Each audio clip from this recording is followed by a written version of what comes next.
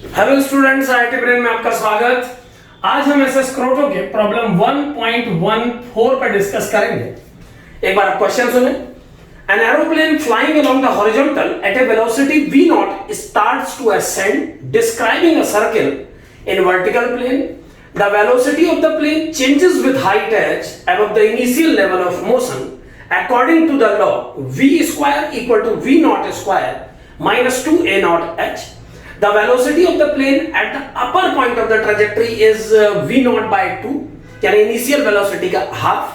Acceleration of the plane at the moment when its velocity is directed vertically upward is, यानी आपको calculate करना है कि इस सर्कुलर पाथ में मोशन करते हुए एरोप्लेन की वेलोसिटी जब वर्टिकली अपवर्ड होगी यानी इस पॉइंट पर, तो उस समय उस एरोप्लेन का एक्सेलरेशन कितना होगा। पहले गिवन कंडीशंस और क्या क्या वैल्यूज है जो इजीली कैलकुलेट की जा सकती है उन्हें निकाल लेते हैं। गिवन है कि जिस फॉर्मूले से v की वैल्यू चेंज हो रही है वो v नॉट और v का relation v square equal to v not square minus 2a not h है, यानी स्पीड में चेंज की वैल्यू को h से रिलेट किया है क्वेश्चन में।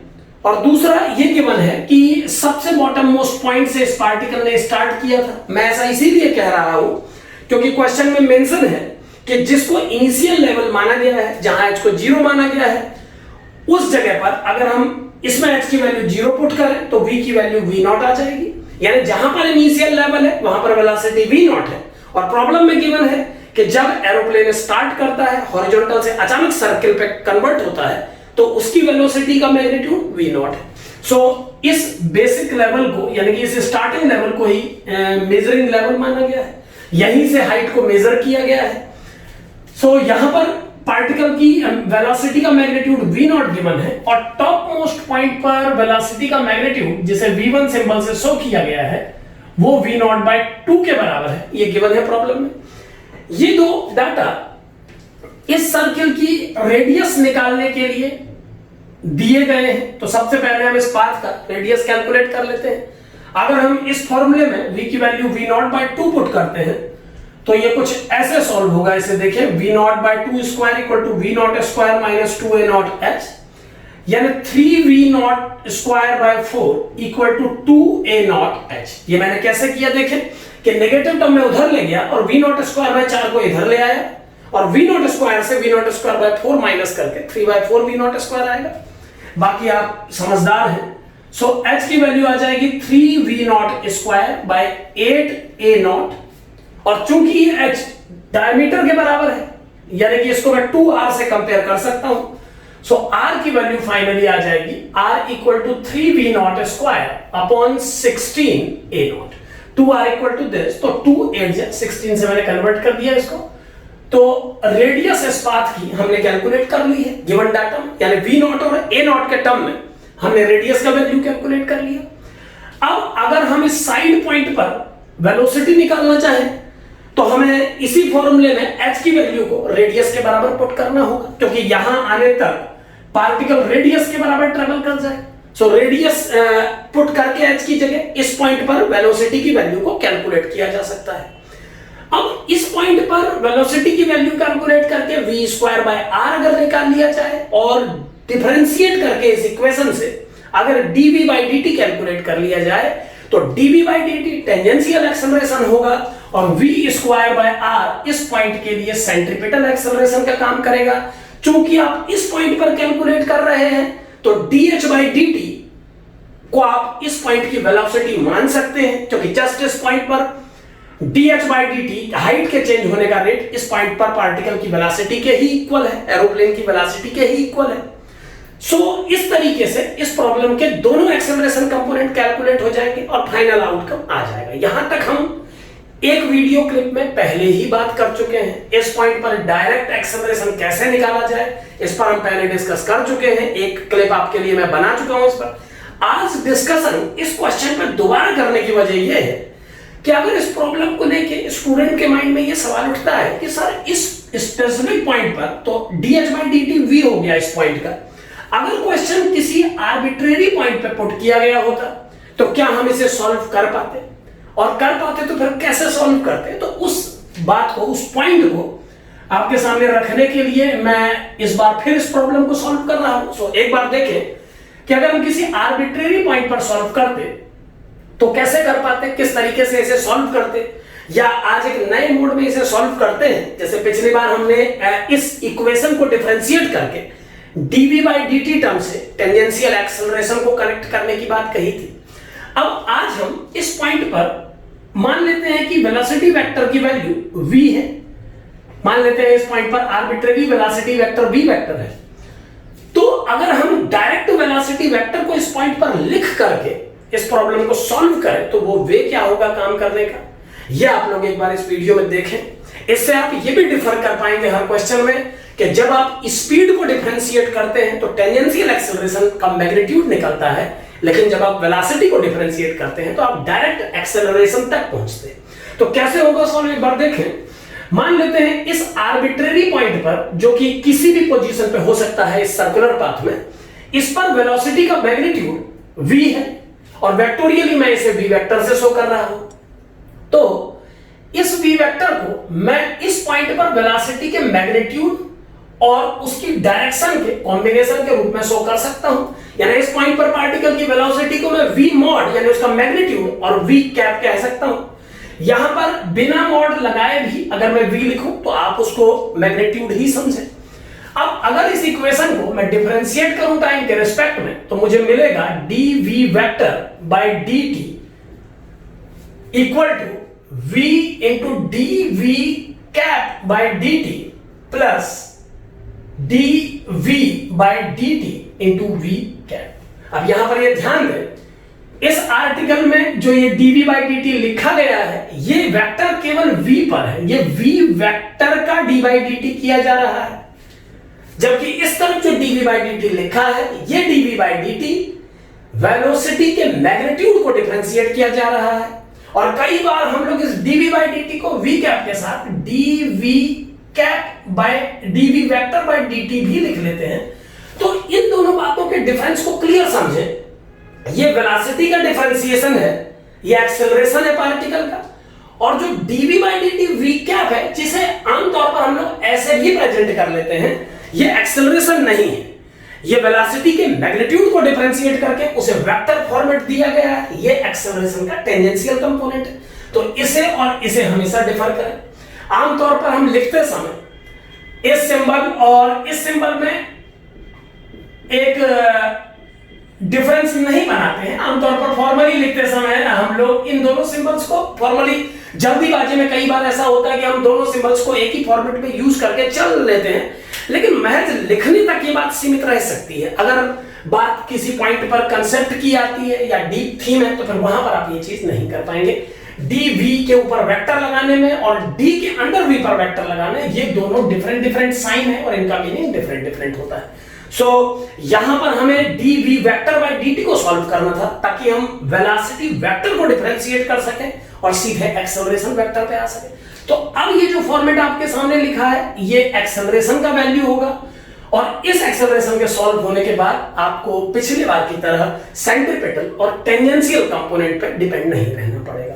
तो ये बात बिल्कुल क्लियर है, याद रखें कि आप किसी भी पॉइंट पर अगर वेलोसिटी का वेक्टर प्रेजेंटेशन लिख करके उसे डिफरेंशिएट करते हैं तो आप डायरेक्ट एक्सेलरेशन पे पहुंचते हैं वेक्टोरियली, और अगर आप वेलोसिटी के मैग्नीट्यूड को डिफरेंशिएट करते हैं तो आप केवल टेंजेंशियल एक्सेलरेशन का मैग्नीट्यूड ही पता कर पाएंगे।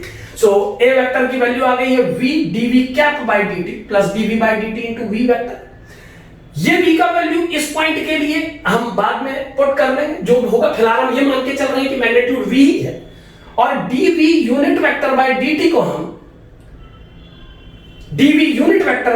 हम इस बात से समझ सकते हैं। एक सिंपल मेथड आपको मैं बता देता हूं ताकि आप इसको क्लियरली समझ सकें। मान लीजिए x एक्सिस के साथ ये v वेक्टर थीटा एंगल बना रहा है, तो इस डायरेक्शन के यूनिट वेक्टर को हम लिखेंगे cos थीटा i क्या प्लस sin थीटा j क्या, ये एक यूनिट वेक्टर है।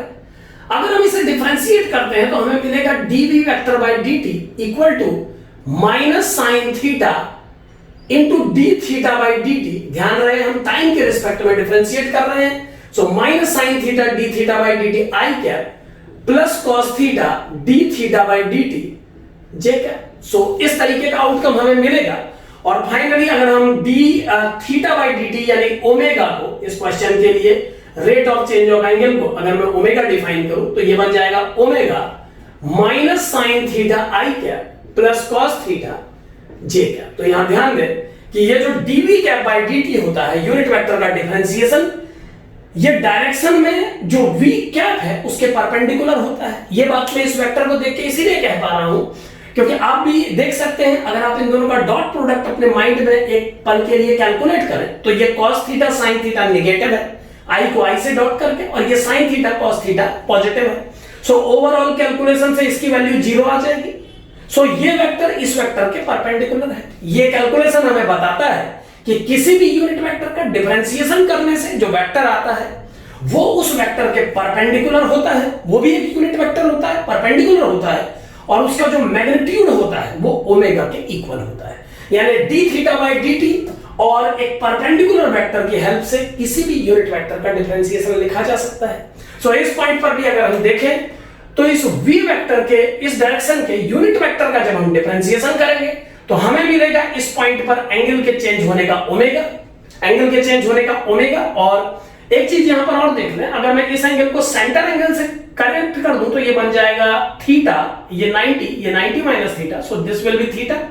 यानी जो इस थीटा के चेंज होने का रेट होगा वही सेंटर पर बनने वाले थीटा के चेंज होने का रेट भी होगा। सो ओमेगा को हम D theta by d T यानी इस सर्किल के पाथ में वेलोसिटी और रेडियस की हेल्प से फर्दर कैलकुलेट कर पाएंगे। सो v ओमेगा और डायरेक्शन में अब ये जो वेक्टर है ये कन्वर्ट होके इस डायरेक्शन के परपेंडिकुलर यानी सेंटर की ओर चला जाएगा। सो इसे मैं एक नया नाम दे देता हूं इस क्वेश्चन के लिए, मैं इसे r कैप मान ले रहा हूं। So it is v omega r cap. फिर एक बार कहूंगा, नॉर्मली रेडियस वेक्टर को आउटवर्ड कंसीडर किया जाता है, बट इस प्रॉब्लम के अकॉर्डिंगली मैं इसे इनवर्ट कंसीडर कर रहा हूं। एक बात यहां पर स्टूडेंट के दिमाग में और आती है कि सर ये उस डायरेक्शन में है कि आपको ये कैसे पता लगा, तो इस वेक्टर के प्रेजेंटेशन से आप समझ सकते हैं ये साइन थीटा में माइनस और कॉस में प्लस है। सो साइन थीटा यानी आई कंपोनेंट नेगेटिव और जे पॉजिटिव है, तो इसका डायरेक्शन ये होना चाहिए ना कि ये। सो मैं इसे v ओमेगा r कैप लिख सकता हूं plus dv by dt, v unit vector लिख सकता हूं। अब आप देखें कि जो a वेक्टर का वैल्यू आया है वो दो कंपोनेंट के साथ आया है। इसका मतलब अब आपको ये सोचने की जरूरत नहीं है कि क्या टेंजेंशियल है क्या सेंट्रीपिटल है। जब आपने एक्सेलरेशन कैलकुलेट किया तो आपने वेक्टोरियली उसे डिफरेंशिएट किया है। सो वेक्टोरियली डिफरेंशिएट करने पर डायरेक्ट जो आंसर आता है वो आपका एक्सेलरेशन वेक्टर होता है, उसमें सेंट्रीपिटल और टेंजेंशियल सभी कंपोनेंट इन्वॉल्व होते हैं। अब अगर इसका मॉड्यूलस करें तो a का जो न्यूमेरिकल मैग्नीट्यूड निकल जाएगा, a वेक्टर का न्यूमेरिकल मैग्नीट्यूड जो कि पूछा गया है वो आ जाएगा v square omega square plus dv by dt whole square under root. ये मैंने पाइथागोरस से किया क्योंकि मैं जानता हूं v कैप और r कैप एक दूसरे के परपेंडिकुलर है। सो ये पिक्चर भी i कैप और j कैप के कॉम्बिनेशन जैसे ही है। सो अगर मैं इसका मॉड्यूलस करता हूं तो i कंपोनेंट का स्क्वायर प्लस j कंपोनेंट के स्क्वायर जैसा फॉर्मेट बनना चाहिए। इस पॉइंट पर अगर पार्टिकल की स्पीड को मैंने v माना है और रेडियस इस पाथ का r है तो v बाय r ओमेगा के इक्वल होना चाहिए D theta by d T, मतलब एंगल के चेंज होने का रेट जो कि v बाय r के बराबर होना चाहिए। सो एक्सेलरेशन का मैग्नीट्यूड आ जाएगा root of v square by r square plus dv by dt whole square. So इस फॉर्मूले से हमने इस पॉइंट पर एक्सेलरेशन की वैल्यू कैलकुलेट की और ये क्या आ गई एक बार फाइनली देख लें। क्या आ गया v square by r square, it means v square by r to the 2 power plus dv by dt whole square. तो बस इसी स्टेज तक मुझे ये क्वेश्चन आपको सॉल्व करके दिखाना था। इसके बाद आप समझदार हैं, आप देख पा रहे होंगे कि हम दो कंपोनेंट अलग अलग निकाले या एक्सेलरेशन के वेक्टर को पता लगाने के लिए सीधे वेलोसिटी वेक्टर बना के डिफरेंशिएट कर दें, ये दोनों एक ही बात है। सो एक्सेलरेशन का value v square by r whole square plus dv by dt whole square आ चुका है। अब इस पॉइंट की वेलोसिटी की वैल्यू आप इसमें पुट कर सकते हैं v not square minus 2a not h divided by r whole square, और dv बाई dt का वैल्यू आप कैलकुलेट कर सकते हैं dh बाई dt के टर्म्स में। सो dh बाई dt के टर्म में अगर मैं इसको थोड़ा और सॉल्व करके आपको बताऊं तो ये बन जाएगा, देखिए अगर मैं इसमें वैल्यू पुट करूं तो ये हो जाएगा acceleration magnitude equal to root of v square जो कि v not square minus 2a not h के बराबर है by r whole square plus d v by d t whole square. D v by d t का वैल्यू इसे differentiate करके निकाला जा सकता है। तो एक बार देखिए डीवी बाई डी टी क्या आ जाएगा, इसे मैं डिफरेंशिएट कर रहा हूं इस इक्वेशन ए को, तो ये बन जाएगा 2v dv by dt equal to 0 minus 2a naught dh by dt। तो 2 कैंसिल करके ये dv by dt का वैल्यू आ गया dv by dt equal to minus a naught dh by dt upon v। यानी dv by dt का value हमने a naught dh by dt और v के टर्म में कैलकुलेट कर लिया। इस वैल्यू को अगर हम इस इक्वेशन में पुट कर दें तो ये वैल्यू बन जाएगा dv by dt के स्क्वायर की जगह हम लिख सकते हैं a naught square dh by dt square upon v square, और v स्क्वायर को आप लिख सकते हैं v not square minus 2a not h। सो ऐसा फॉर्मेट बन जाएगा एक्सेलरेशन के मैग्नीट्यूड के लिए किसी आर्बिट्रेरी पॉइंट पर। इसी के सुपर केस में इस पॉइंट तक पहुंचने के लिए आपको केवल dh by dt और h की वैल्यू पुट करनी होगी। सो इस पॉइंट पर आने के लिए बस आपको h की जगह r पुट करना है और dh by dt की वैल्यू को v से रिप्लेस करना है। सो इस पॉइंट की वेलोसिटी को निकालने के लिए आप इस फॉर्मूले में h की जगह r पुट कीजिए, आपको v मिल जाएगा।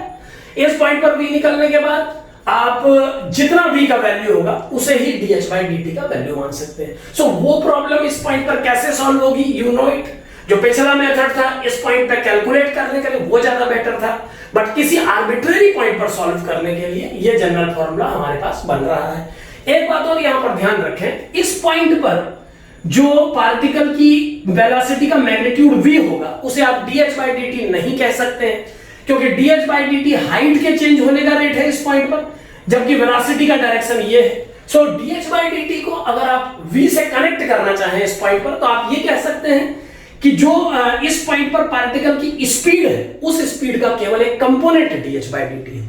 यानी v का जो साइन कंपोनेंट है अगर मैं इस पॉइंट पे उसे dh by dt से कंपेयर करूं, क्योंकि आप देख पा रहे हैं v का जो कंपोनेंट cos थीटा होगा वो हॉरिजॉन्टल होगा और v का vertical component v sin theta. तो आप इस फॉर्मूले में एक चेंज और कर सकते हैं, आप dh by dt को v का साइन कंपोनेंट कंसीडर कर सकते हैं। सो अगर आप dh by dt की जगह v sin थीटा पुट करते हैं तो ये बन जाएगा acceleration magnitude equal to root of v not square minus 2a not h by r whole square plus a naught square dh by dt square is v square sine square theta upon v not square minus 2a not h। ये ऐसा बन जाएगा। और अभी आपने देखा था कि v स्क्वायर का value v not square minus 2a not h के बराबर है, तो फाइनली ये बन गया a mod equal to under root v not square minus 2a not h by r whole square plus a naught square sine square theta. यानी तब आपका वैल्यू आ जाएगा v not square minus 2a not h by r whole square plus a naught square sine square theta. और इस point का अगर इस पॉइंट पर कैलकुलेशन पूछा गया होगा तो डेफिनेटली ये जरूर बताया गया होगा कि कितने एंगल वाले पॉइंट पर कैलकुलेशन करना है। तो किसी आर्बिट्रेरी पॉइंट पर पूछेंगे जब इस क्वेश्चन को आपसे पूछा जाएगा इसको, तो थीटा की वैल्यू गिवन क्वांटिटी होगी, समझते हैं आप। सो थीटा की वैल्यू गिवन अगर होगी तो ये पूरा एक्सप्रेशन गिवन है, a नॉट इस फॉर्मूले में गिवन है और थीटा की वैल्यू आपको पता होगी। थीटा की वैल्यू बता के ही पूछा जाएगा कि इस लोकेशन पर निकाल के दिखाइए। और रही बात इस टर्म की, तो थीटा की वैल्यू पता होने पर बड़े आराम से आप इस पार्ट को कैलकुलेट करके h की वैल्यू भी निकाल सकते हैं। पूरी रेडियस में से अगर आप r cos थीटा को माइनस कर दें तो आपको ये पार्ट h के लिए मिल जाएगा। सो h की वैल्यू कैलकुलेट करना भी सिंपल है। यानी इस फॉर्मूले में आप कोई ऐसा टर्म मुझे नहीं दिखता जिसे कैलकुलेट करने में आपको प्रॉब्लम हो सकती है। h भी कैलकुलेट हो जाएगा थीटा के टर्म्स में और साइन थीटा की वैल्यू आपको मैंने बताया गिवन ही है। तो सभी डाटा इस क्वेश्चन के अब आपके अप्रोच में होंगे और आप कैलकुलेट कर पाएंगे एक्सेलरेशन के मैग्नीट्यूड को। तो इस तरीके से इस फॉर्मूले को इस्तेमाल करके किसी भी पॉइंट पर आप एक्सेलरेशन कैलकुलेट कर पाएंगे। इसी के सुपर केस में अगर आप इसको इस कॉर्नर तक पहुंचाना चाहते हैं तो आपको h की वैल्यू r के बराबर और थीटा की वैल्यू 90 डिग्री पुट करनी होगी। ऐसा करने पर क्या चेंजेस आ जाएंगे या ये फॉर्मूला क्या बन जाएगा, एक बार मैं फाइनल इसको आंसर तक बता देता हूं सॉल्व करके। तो ये बन जाएगा a mod equal to root of v not square minus 2a h to a naught, h की जगह मैं r पुट कर लेता हूं तो ये हो जाएगा 3v not square upon 16 a naught divided by r, जो कि यही है दोबारा 3v not square upon 16 a naught whole square of this term plus a naught square sin 90 is 1, so this will become a naught square. और next line शायद इसकी final line होनी चाहिए, सो ये बन जाएगा आपका a नॉट से a naught cancel, 3 to just 6 by 16 यानी 3/8 मान सकते हैं। So v not square minus 3/8 v not square, मैं डायरेक्ट लिख रहा हूं 5/8 v नॉट स्क्वायर, बहुत कठिन कैलकुलेशन नहीं है, divided by 3/16 v not square by a naught and finally whole square of this one plus a naught square. बस पहुंच ही गए। अब ये v नॉट स्क्वायर से कैंसिल, 8 टू जा 16, 2 5 जा 10, 10/3 a नॉट ऊपर आ जाएगा, सो ये बन गया रूट 10/3 a नॉट का whole square plus a naught square under root. और जो फाइनल आंसर मिलेगा वो हो जाएगा सभी वैल्यू पुट करने के बाद a mod equal to under root of 10 10 जा 100/9 a naught square plus a naught square. अब इसे सॉल्व करके आप फाइनली ये कैलकुलेट कर सकते हैं कि साइड पॉइंट पर अगर एक्सेलरेशन की वैल्यू कैलकुलेट करनी होती तो कितनी आती। तो इस तरीके से पहले एक जनरल पॉइंट पे इस प्रॉब्लम को सॉल्व करने के बाद अगर आप किसी पॉइंट पे भी निकालना चाहें तो आप कैलकुलेट कर सकते हैं। एक बात यहां पर और ध्यान रखें, जो आपने इसमें सीखा, आमतौर पर कई बार मुझसे भी गलतियां हो जाती हैं, क्योंकि जब बंदा फ्लोइंग वे में काम कर रहा होता है, बहुत सारी प्रॉब्लम सॉल्व करनी होती है, तो कई बार मैं भी लापरवाही में dv वेक्टर बाय dt लिख करके उसे एक्सेलरेशन बोल देता हूं। बट देखिए, लिखना और उस बात का समझ में आना, ये दो डिफरेंट चीजें हैं। हैंड स्लिप हो सकता है किसी प्रॉब्लम में, बट कंसेप्चुअली जब बात आती है डीप जाने की तो फिर आप इस डिफरेंस से इनकार नहीं करेंगे। किसी भी प्रॉब्लम में dv vector by dt of v vector और dv बाय dt वेक्टर में डिफरेंस होता है। dv बाय dt पे अगर आप वेक्टर लगाते हैं तो वो एक्सेलरेशन का एक कंपोनेंट है महज, लेकिन d by dt of v vector ये एक्सेलरेशन का कंप्लीट वैल्यू है, जिसके बाद ना सेंट्रीपेटल की रिक्वायरमेंट है ना टेंजेंशियल की। सो इस तरीके से हम इस प्रॉब्लम को एक आर्बिट्रेरी पॉइंट पर भी कैलकुलेट कर सकते हैं। Thank you.